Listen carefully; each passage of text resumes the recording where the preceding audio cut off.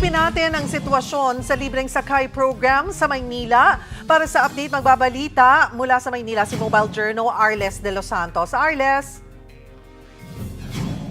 Cheryl, tuloy-tuloy nga dito sa Maynila yung libreng sakay program ng local government unit nito, no, kung saan nandito tayo sa Divisoria. Isa ito sa mga ruta na pinagseservisyohan nito, no, at sa huling talanga ngayong araw pa lamang ay nasa 14,000 na ang mga pasahero na naisakay nito para sa 497 na mga tsoper. Cheryl, sa ating pakikipag-usap doon sa mga tsoper ay nagpapasalamat sila at ikinagagalak nga, no, na kahit papaano raw, kahit ilang araw lamang ay mabibigyan sila ng alalay sa patuloy na pagtaas ng presyo ng petrolyo, kung saan ngayong linggo kasi ay papalo na nga, no, sa nasa 153 pesos ang kada litro ng diesel na kanilang araw pangunahing gasolina na ginagamit sa araw-araw na pagpasada. Mabilis lamang, Cheryl, no, yung sistema dito mula doon sa main ruta, mula sa kanilang terminal, paikot, and then pabalik ay tuloy-tuloy naman, no, yung pagsakay ng mga pasahero. Cheryl.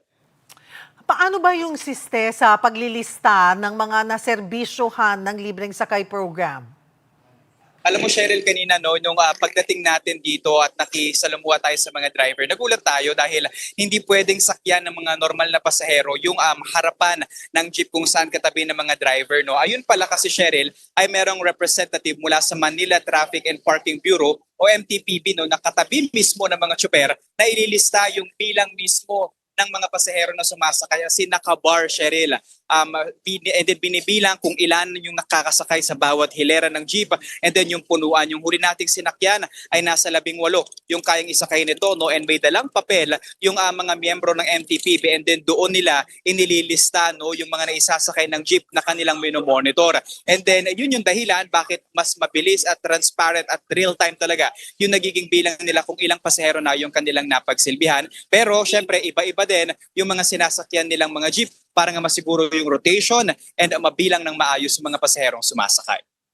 Paano yung ulit? Okay, 'di ba ngayon tumaas na nagkatatapos lang ng press con ulit ni Yorme, at yung 3,000 ginawa niya ng 3,500 pesos dahil nga tumaas na naman yung presyo ng diesel ngayong araw. So, pag nakuha na nila, paano ba nila nakukuha yung 3,500? Tapos yung 3,500 ba yun ay parte nun ipang babayad nila sa diesel? At para din hindi naman maubos, gaano kahaba yung dapat nilang ibiyahe para may ma-take home pa rin sila kasi libre yung sakay Cheryl, so doon sa 3,500, no, based muna tayo doon sa 3,500, no. So sa 3,500 na yun, Cheryl, 1,500 ang nakalaan para sa petrolyo na gagamitin ng mga jeep na pumapasada. 1,000 para doon sa operator, and then 1,000 para doon sa tsuper.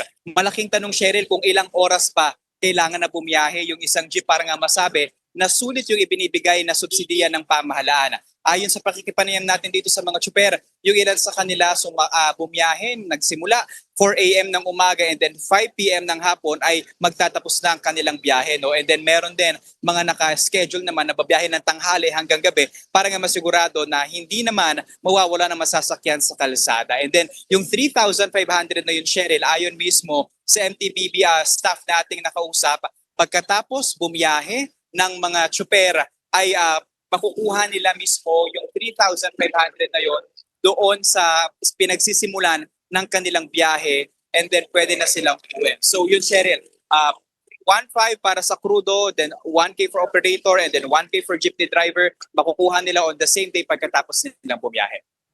Maraming salamat, Mobile Journal Arles de los Santos.